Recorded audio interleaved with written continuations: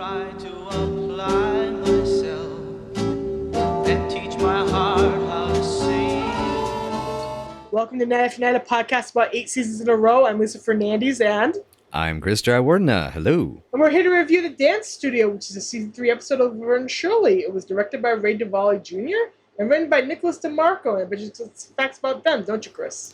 I do. I got a little bit.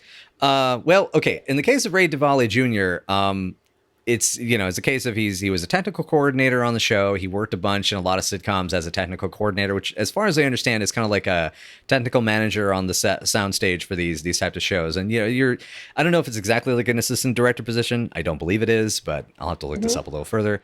But what's interesting about him directing this episode and directing for Laverne and Shirley, is I found out that this is one of only 2 shows he ever actually did any directing for. So he stayed as a technical coordinator for most of his career up into the 2000s when he did, it was many, many episodes. In one of our early episodes, we talked about it, but he did a ton of episodes of That 70s Show. But he has 4 more to go for Laverne and Shirley. So now about Nicholas Demarco, who wrote this episode. This is the interesting thing. I don't know who this mysterious man is. Because for the IMDb has this as his only major credit, along with some work on the TV series What's Happening, and work on the WSAZ News Channel 3, which is it was actually the news. Yeah. So he worked on the news. He did a little bit of that. He has writing credit for this. I don't know if the Laverne and Shirley, if the experience of working in the writer's room scared him away, or if it just could... Possible. I don't know. And so that's all I know. I don't know who this mysterious man is, but he did this episode. So I guess we'll get into it. As we all know, the Laverne and Shirley writer's room is the 3rd scariest place on the planet, or was in the 70s. So it might have been that. That might have been what scared him off. And this is what this episode is about. As the girls clean up after an awkward dinner with Frank and Edna, Carmine stumbles into the girls' apartment, bruised and with cuts all over his face. It turns out that he's been boxing in the Boom Boom room to earn some quick cash. Marjorie Ward wants to give him first crack at buying the dance studio where he works, but he needs $5,000 in 10 days, and every bank in town has turned him down as a bad risk.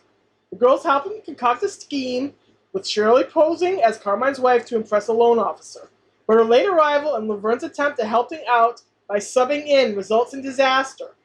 Carmine promptly decides to follow the less than legal path and take out a loan with Nathan the Greek, a loan shark. The girls quickly enlist Lenny and Squiggy to put on a fake sample showcase to scare off the loan shark, resulting in an angry and broken-hearted Carmine. Will he ever get to make his own dreams come true? What do you think of this episode? I like that Eddie actually got to do some real acting this time around. Yeah. That was it's impressive. A good showcase episode for him. It really is. Yeah.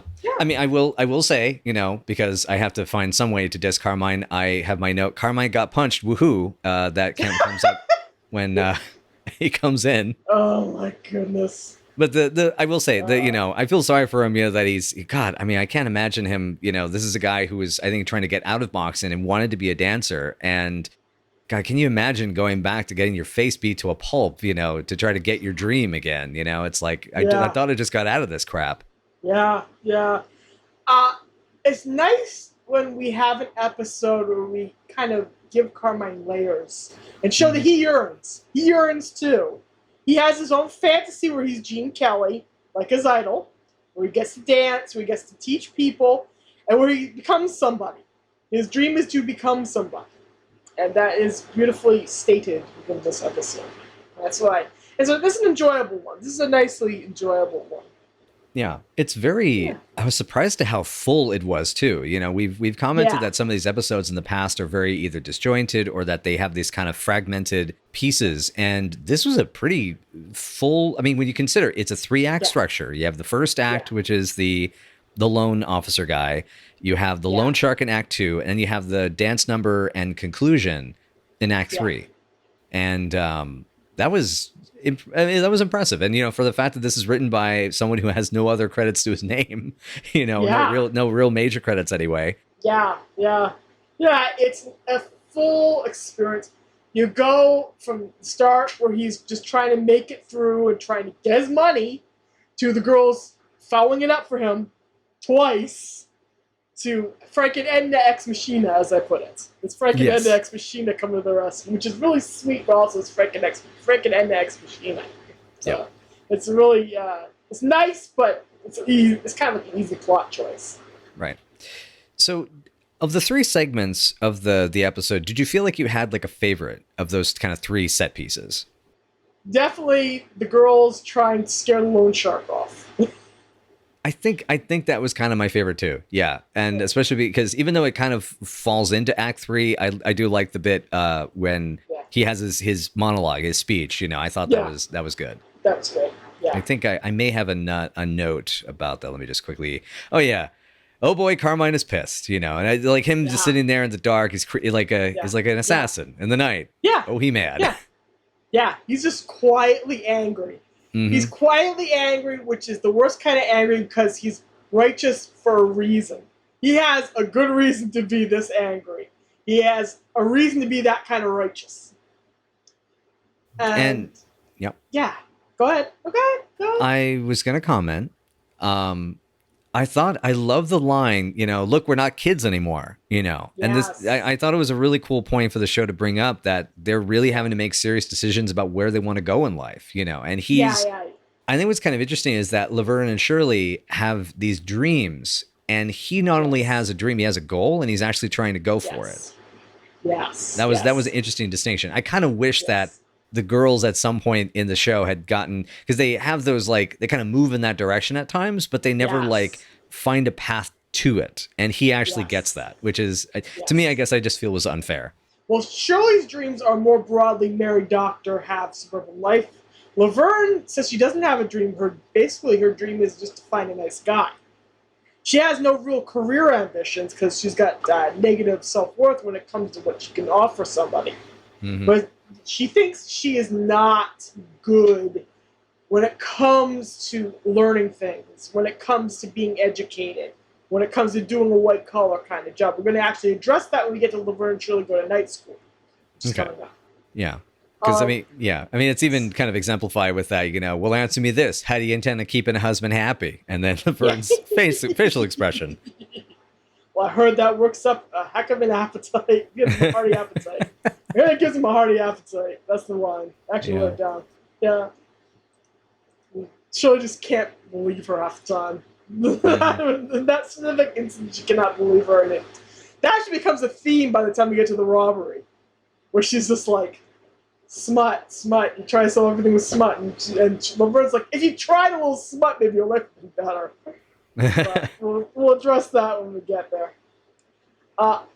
We can start with the dinner scene at the very beginning of the episode. Where Frank and Edna are there eating the girls' food, and Frank does not want to be there. He's just so done with this family dinner. And the girls are like, listening to him. He's kind of like out the door. Edna's like, I don't believe you. They're both heading out the door, and the girls are like, Jesus. It's a good little opening segment. It kind of leads nowhere.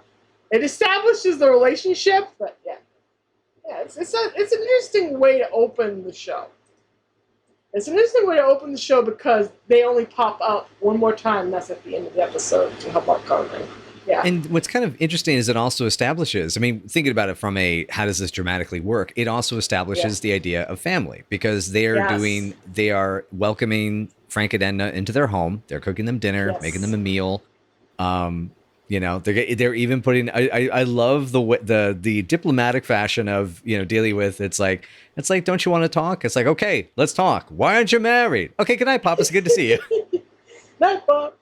It's a very, but it establishes those dynamics, and then because Carmine, I think is interesting here is we don't see really any of his family, or at least we haven't really up to this point. We don't know his connection with his parents. We don't know what the other Raguzas, Geeseys. what they're like. And he feels very alone through this. And it's kind of interesting that you establish this family unit and he feels on the outside, when he comes in, and it's interesting, and I love, by the way, the way the girls fuss over him. I found that adorable. You know, it's get the Bible, get the first aid kit. Who died and made me Cinderella?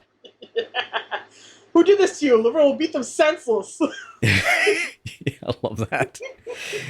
Although I still want Shirley to punch him in the groin for that. Ow, don't touch me. Oh, that's funny. That's usually what you say.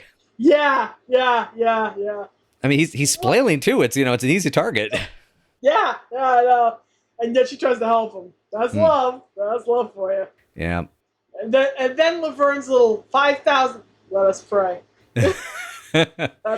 And I love the consistency of the Bible money, by the way, from the oh God, what was it? Playing hooky. Yes, playing hooky. It comes up one more time, I think, in season 5. The Bible money. Keep an eye out for that. Keep an eye on that. I love that the easy solution to him is, well, let's pretend we're married, Cheryl. Let's put one over on this loan officer. I mean, it's really fun. It worked. It worked on Jeffrey Lewis. It'll work on Gary Goodro. Yeah. You had some facts about him, didn't you? Yeah. So when the loan officer shows up, I mean, I didn't think much of this guy, Mr. Cully, Euripides. Euripides. And so he this is one of 2 guest spots he gets. He actually gets upgraded to being a bank manager in Death Row Part 1 later on in the series. So we'll get back to him. It turns out he actually was a character actor with a really widespread career of like bit parts, sometimes pretty cool roles. He's in Shirley Clark's The Connection as one of the junkies. No way. And cool. And for anyone out there who has not seen this Connection, it's harrowing to watch, but it's magnificent. It's an incredible piece of work and incredibly tragic and empathetic to heroin addicts. It's an amazing film. But yeah, so Gary Goodrow, this actor, he ends up in various flicks like Dirty Dancing. He's in Paul Schrader's remake of Breathless, and of course, he's in Once Bitten. So that's another. So we're gonna get to another multi-connection film in a minute, but anyway, so Gary Goodrow, I love how he plays this role with just that right amount of goofy straight man that's like perfect. He's a little, he's just nerdy enough, but yet he's also the straight man to the goofballs. Yes. Makes him delightful in this part. Yeah, he passed away sadly at the age of 80 in 2014, but we'll come back to him when Death Row comes around later in the show. If we survive season 8. Oh God. Oh God, that's one of the episodes. It is one of the episodes of that season. That's all I'm going to tell you. That's your preview. Season 8. That's the only preview you get.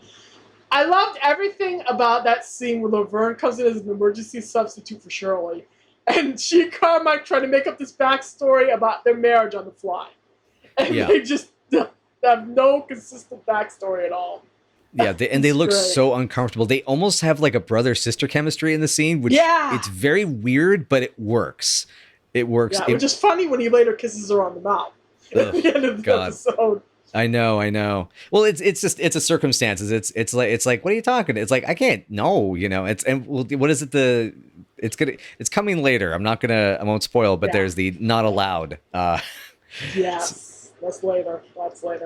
Yeah, brace yourself for season 5, Chris, is all I'm going to say. Brace yourself for season 5. Things happen in the film.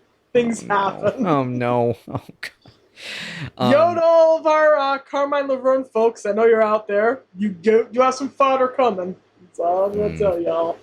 And I'm just gonna sit here and feel very uncomfortable and just think of how Shirley is putty in his knuckles. As he rubs the back of his hand and she just melts. Regarding Laverne in the scene, though, I love the she offers him like you want a banana, they're good and ripe, yum, and it's interesting how she talks sometimes to people like she's talking to a kid. It's very like it's very mom Laverne, and I wonder how much of that was Penny, because Penny already was a mother, obviously by this time. Her daughter was probably was about 14, I think, at this point. Yeah.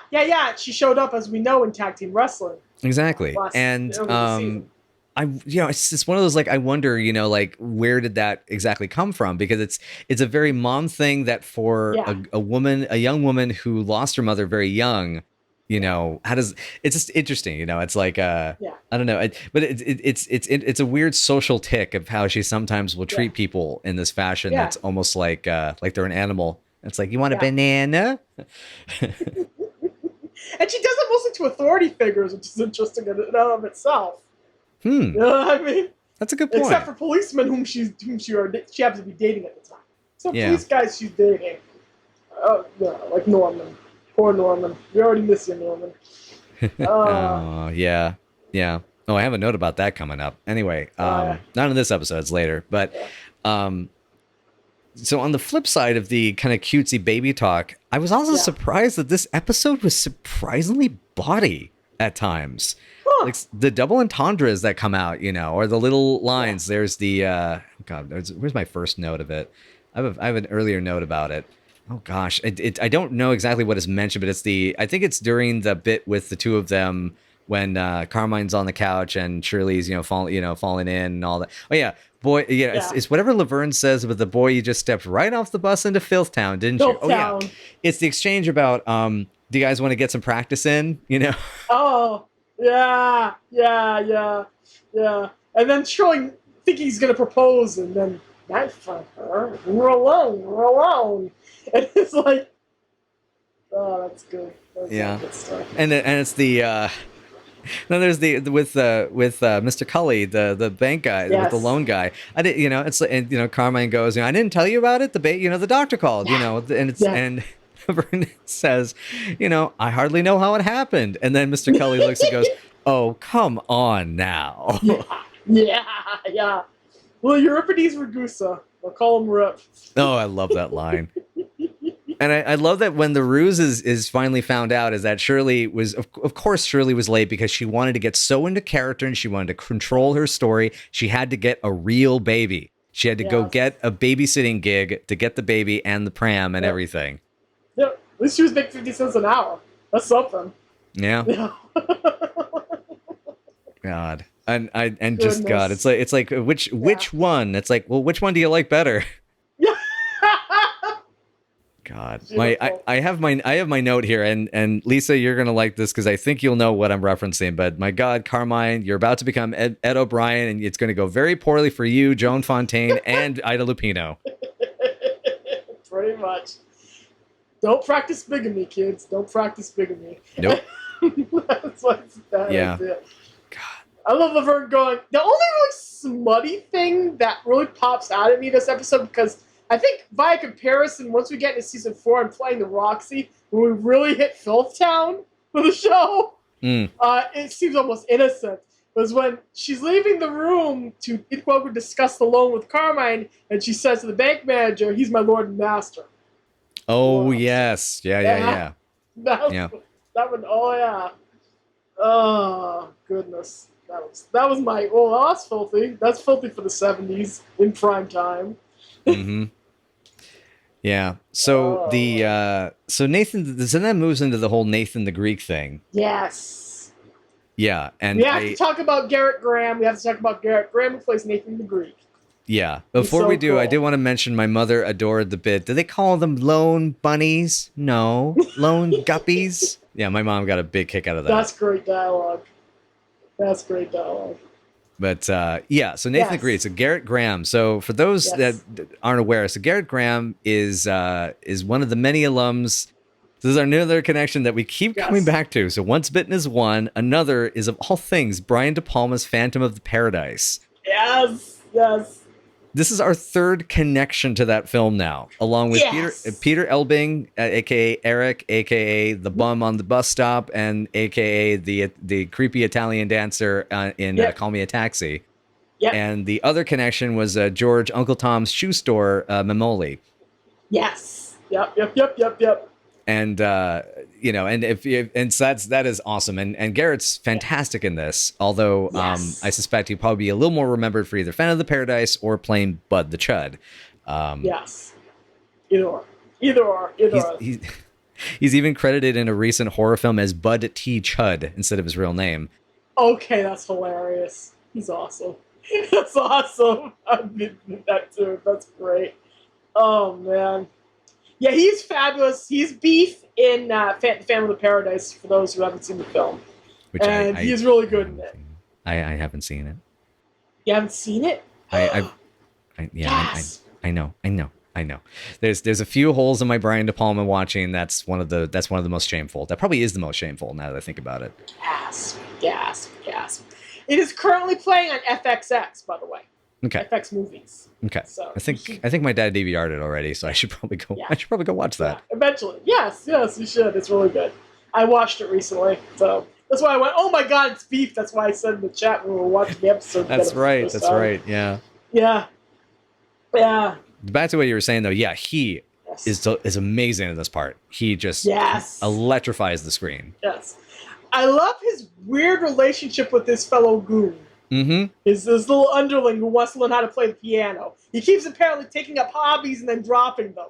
Yeah. 4 lessons and you quit. And sadly, that actor is uncredited. I loved him. He was kind of like one of my favorite parts of this episode, and he's not credited, so I don't know who that actor is. If anyone knows by the time, maybe I'll know by the time this episode comes out. But if anyone knows, please let us know. Please message us, and because I would love to know who that actor is, because I want to see if he's in more stuff. He was delightful. Yeah, same. How else will we learn, so to speak? How else will we learn? Although he does make the mistake of calling Laverne a bimbo, and yes. And she nearly murders him. Yeah, and all the taps, and I like how it's not even a slap; it's like a little. I mean, even that sound I just made there, that's too much. Yeah, it's more like like that. Yeah, a little wake up tap. Yeah, it reminds me of the fish slapping dance with the little tuna fish in Monty Python. Yeah, that's what I So okay.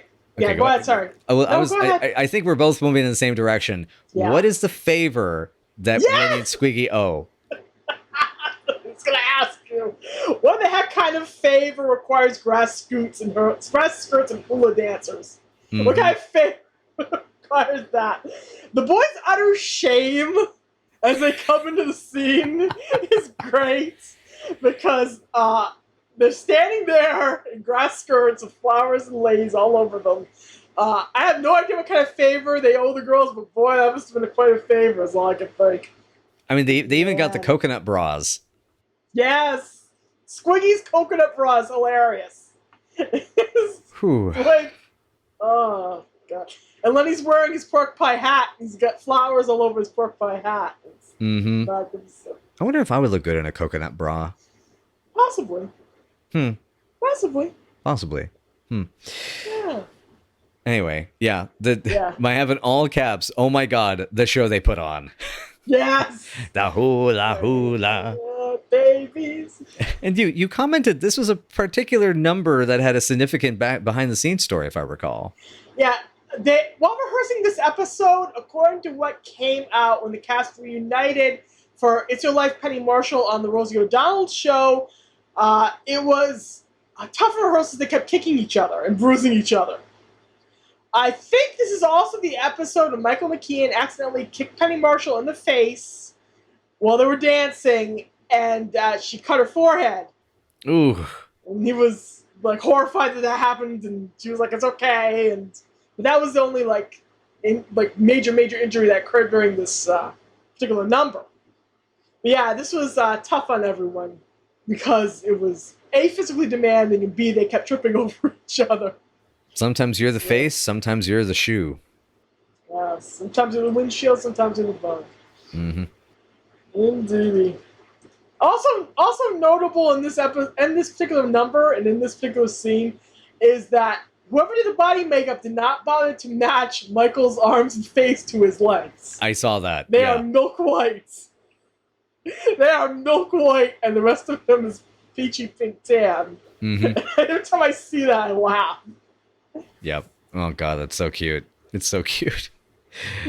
Yeah. I love that he also, the way Lenny's pants are at, it makes whenever he wiggles around the reason I keep referencing Monty Python is because it reminds me of Mr. Gumby, you know? Yeah. And it has that same awkward flail to it that's incredibly funny. It's very silly to me. and it's the particular brand of silly. And seeing Michael pull it off so well is fantastic. Yes. I mean, honestly, David and Michael really, well, four of them in general, but I think David and Michael really kind of steal the moment here. Yeah. And I love how much the sidekick mobster is into it. He's so adorable. Yeah. Yeah. They are both kind of of course, Garrett Graham's loan shark here is really horrified. He ain't gonna give his money up to this dude. He's apparently a terrible teacher. But the assistant's super into it. Yep. The flunky is like, yeah, I want to be a dancer too. I can't blame him because it looks like fun. Yeah, and I love Squig's. It's like I hated it. It was horrible. And Squig's like, was my nose running? Yes, that line is so great. That line is so great. Gosh. Yeah. Anyway, but yeah, I mean that's truly one of the highlights of the episode. I wish the Nathan the Greek character showed up more, because I could see him being a regular character that bit by bit his sidekick kind of gets him to go legit and like actually really invest and not be a loan shark, but invest in real businesses. Yeah, and that could have fed into the girls' very schemes of the week. The boys' very schemes of the week. God, Carmine's ambitions. Totally. Yeah. The show was such a chaotic mess and lacked such a book that these little ideas and these little opportunities just end up sailing by. And that's what's unfortunate about it. That's what's really unfortunate about it. Because you could have gotten so much more out of these specific actors and these specific scenarios and characters, but it just doesn't happen. Yeah. It feels like there's a mountain of, I mean, because already we're getting towards the end of season 3, and already I can feel like there's a mountain of missed opportunity, or at least opportunities that were created that were not fulfilled. Yeah, and that's what's unfortunate. By the time you get to the end of the show, and everything that has built to the season 8 disaster that is oncoming happens, you'll just feel such bittersweet regrets. Because there were so many different opportunities to take the show in so many different directions, and it just does not happen. And, that's what happens when your show's a backstage ordeal, to be honest. There was no governing principle here. And that's the problem. You compare that to Happy Days. Even Happy Days, though. Happy Days is more controlled, a much happier set, no conflicts, dream workplace, and you still kind of trail and peter off to an ending. But they have an ending. They had a good ending. That is a fine final episode, an emotional one, and a heart tugger. Laverne and Shirley's last episode is not and does not. Is all I can say. Is all I can tell y'all. We'll get there. We will get there. But yeah, it's depressing. It's really depressing sometimes. Sometimes the show fulfills its destiny, and sometimes it does not. On a less depressing note. Yes. I love Shirley trying to handle Carmine. Let's see some of the old handling, and I even love the little way they use the music cue when she does the shimmy at him. Yeah, the Shirley shimmy. It's even more cute. Yes. It's not gonna work, and then there's a little squeak as she runs off. Yeah. That's the first time it doesn't work on her. She's probably been pulling that on him since high school. That's the first time it does not work. Oof. That's how mad Carmine is. Once again, Eddie Mekka, this is probably his best episode.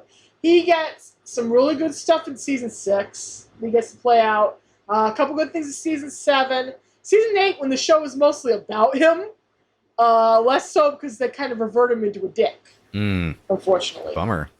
But at least his shirt is off a lot, so it balances out. Anyway. Oh, that's right. Yeah, I mentioned that his butt looked really good in those pants and just before the Gene Kelly moment. Yes. I was like, geez, you just complimented his body. I don't believe it. He's like, yeah, his butt looks great. I'm like, oh. Yeah. And it is indeed a fine butt. It was indeed a fine butt at that moment in time. I guess what it is I appreciate it in the same way I appreciate a good Frazetta butt. There you go. That's where you look at it. But I mean, on the more serious note, it was interesting. Yes. I also found it interesting with Carmine as a character at the end of his monologue, how this is kind of backpedaling a bit. You can't stay in a town when you've got nothing, especially in a town where I ain't got no friends. And I I thought it was interesting, just the this pack up and leave, and I thought it was wonderfully done that this wasn't just that he felt this disappointment about a dream. It was that he realized that something he had been striving for that he had really been working for and it wasn't coming up the way he wanted to, had finally fallen apart enough that he realized, I got to go somewhere else. And I mean, at the time, I'm recording this, that we are recording this now in August. So Yes. spoiler for all of those of you who are watching this probably in April or May of 2021 now, that are listening. I'm at a point where, even for myself, I'm beginning to wonder, not think, but wonder whether, am I going to stay in Portland or not? Because what I want to do with my career isn't really going anywhere. And it's not necessarily I don't have any friends. It's just that I don't know if the people that I work with are going to help me get to where I need to go. So I thought it was kind of cool they actually hit on that. And that was a really good cap to it because it makes that point. But the way Eddie sells the line and sells that whole monologue, that whole bit, as you were saying, I mean, he gets to shine with the monologue. And then he gets the Gene Kelly dance number afterwards, which he really gets to shine. It's like, I guess the question I have is, as someone who's still new to the show, are we going to get more episodes like this for him, or is this pretty much kind of his peak? When it comes to dancing, yes. Like I said, season 6, he does get some interesting moments where he has character growth, where he's like, he gets ambition. He's like, I'm going to make it. I'm going to do this thing. In the very last episode, he makes a break for it. And I won't spoil how he makes a break for it. But when you get there, he probably has the most consistent character growth, sadly, for the whole series. Of all the characters, he's the one that has the most character growth. So we'll get there with him. But yeah, I can tell you that he does get more episodes that are like this. Mm-hmm. This is just the first one. And so moving on to the dance number. Yes. That's all one take. Wow. I kind of thought it was, but wow. I'm pretty sure I on the second viewing, I tried to pay attention. As far as I could tell, it's one take. It might be two. There might be a cut in there, but at the very least, so it might be two, but it's probably one. I want to give kudos to two things. First of all, is to Eddie, as well as to the camera operating. There's some very classical pans and moves that really feel like a Stanley Donen directed Gene Kelly movie. Yeah. There's a few errors here and there, and some of the marks are often a tad in places for the camera marks. That's either the pan up or the pan over. Like they kind of pan over left a little too far and kind of stop, and things like that.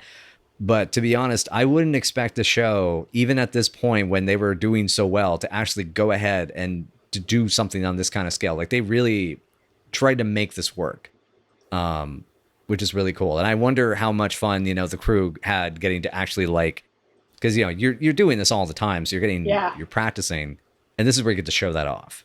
Yeah.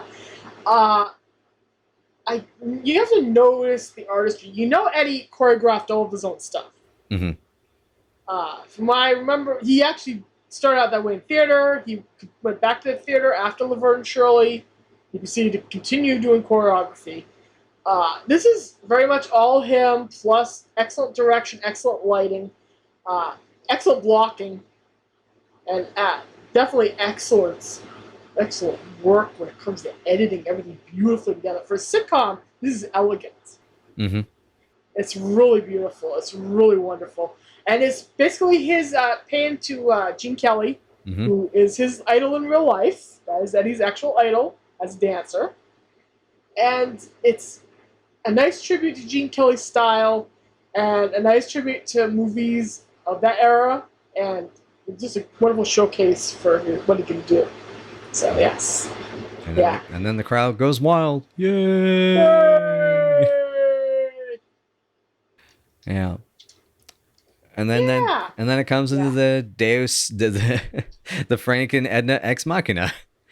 Yeah, Frank and Edna Ex Machina. So I wanted to point out about this scene. I mean, they co-sign the loan, they help out. It's very feelsy, It's I love how naturalistic they allow the timing of the dialogue to come in with Phil and Eddie. where Phil actually interrupts Eddie a bit and kind of overlaps it. It works so much more naturally. Like Frank has to make him see it. Like, papers here, stop, look. Yeah. And I really like that little touch. I can't remember for what exact line it is, but it's good. I think it's the what is this, and it's alone, and yeah, that's what it was from. And yeah, it's a really good little interrupt. Those kind of naturalistic touches, when they work well, I mean, that's the kind of stuff that, like, that's good theater directing, that's good theater acting, that's good. It's the natural. It reminds me of, like, people have often said about overlapping dialogue. Cassavetes was basically the king of that. And when he started out, like the way you watch his work, like in Shadows and films like that, or Godard was really tried to do that, and just a little spark of it here is nice, because because of the fact it's a comedy show and it's very vaudevillian, they have to be very structured. Here it was cool to see something a little more real. Yeah, you could feel the love. We know how much Edna and Frank care about the girls. Mm-hmm. This is the first time they show an equal amount of caring when it comes to Carmine. They kind of eventually sort of get there with the boys, but not really. But with him, this is the first time they've invited somebody outside of the girls into this family circle. Mm-hmm. And it's really, really sweet. The fact that they cared that much about him, that they went out on this limb for him. Especially considering Frank and Carmine constantly fight about how much money Carmine's going to get for singing at the Pizza Bowl. Mm-hmm. Considering how skinflinty he's kind of been when it's come to that. And all of a sudden now he's co-signing this loan for him. He's putting all this money on the line for him. He's putting his property on the line for him. Oh, yeah. Absolutely. And that is a huge mark of faith from a guy who would not pay him properly to sing in his restaurant. So that's really nice. But there is the exchange, although it's facetious, but it's the I don't know what to say. And then Frank's response. Say you'll pay on time. Yeah. Say you make the payments or I'll break your legs. Yeah, I'll break your legs. I'll break your legs or I'll break your legs. Yes. I'll break your legs. Hey, Frank should watch it though. He's not the one with the mob credentials at this point. It's true. Carmen's kind of mob adjacent. He's gonna get closer to them being mob adjacent in season 5. So we'll get there as well. This is going to become entwined with the mob. So if anybody can get some legs broken, it's Carmine. So, yeah. It's so cute and sweet and family. And then the girls come in into the tag scene. I know. You want to lick my stick? Sweet. It's referring to a popsicle stick, ladies and gentlemen. That's why this doesn't have an explicit warning on it. I was not going to Filthtown. You went to Filthtown. You're the one who took us to Filthtown. Sashaying up Smut Lane once again. But it's so cute. The kisses for Shirley are very sweet. And then thanks Bernie and the head rub and she's like, when am I going to get kissed? But next guy they help there kiss her. Yeah. And Carmen's like, okay, and he grabs her, he dips her, and he kisses her right in the mouth. Swoop. Yep. Please don't ever do that again. Oh, Shirley. Your wish is not going to be granted. Oh, Shirley. Oh, boy. No. Yeah. And then it ends in a nice little dolly shot to close the episode. Yep. Yeah. Which Carmine gets to make his dream come true, and in the end, he becomes the first member of this cast, and the first member of this cast of characters to make his dreams come true. He's the first character to actually get to reach his goal when it comes to. And what's interesting is he didn't do it necessarily his way. He did it the Laverne and Shirley's way. So it was doing it our way because it's Laverne and Shirley, basically saying that. Pretty much. Yeah. In the end, it all comes back to them. In the end, it all comes back to their philosophy. Yeah.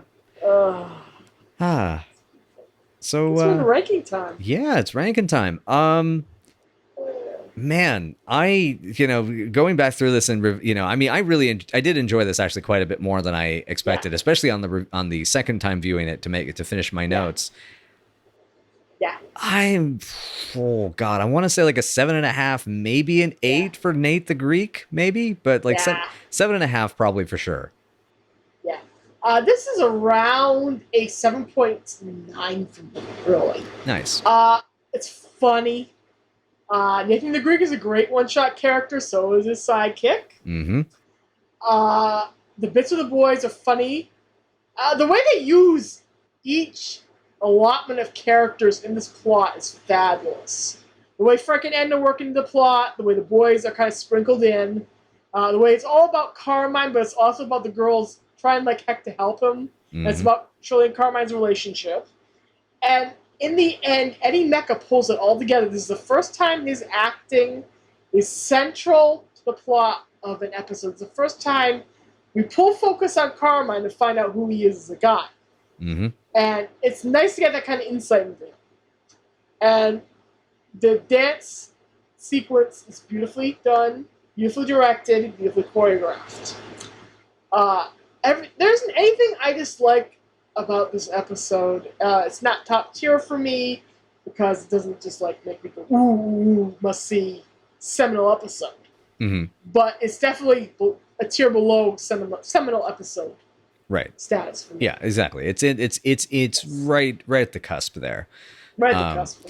I did feel the first act was a little protracted. But part of that is that I'm just not a fan of the fake wife kind of, embarrassment humor and the kind of mixed stories sort of thing. That's the reason why it still kind of lands at 7.5. But no, I was it's still, I agree that so much of it works. It's more about, as you were saying, I like how it's like, it's not that you dislike anything per se, or, for the most part for me as well, is like, I don't necessarily dislike anything.